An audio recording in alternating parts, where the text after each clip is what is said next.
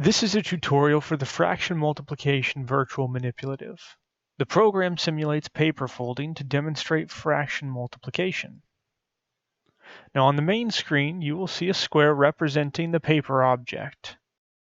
The rows and columns represent the number of folds made in the paper, where the plus and minus buttons add and remove folds along their respective axes. The purple and green nodes allow the user to drag and select discrete values along the row and column folds.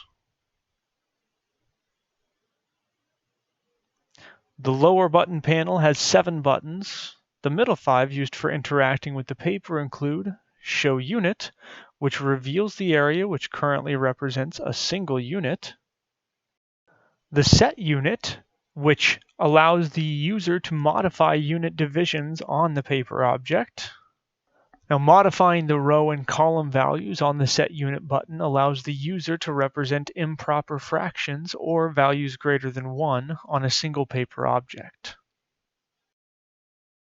The Define Fractions button allows the user to explicitly define the fraction representations.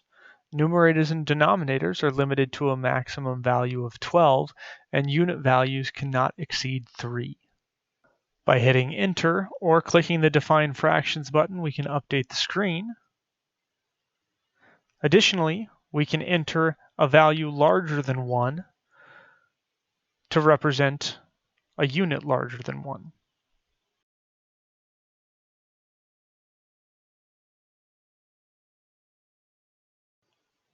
The Find Product button allows the user to evaluate the product of the two fractions, which is also the value of the area which is shaded by both the red and the blue fraction sections, resulting in the purple shaded area.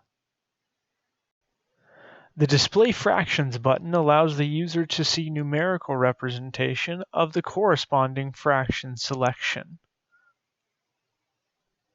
The Help button redirects you to the current help resources for this program. And finally, the circular arrow icon allows the user to refresh the page.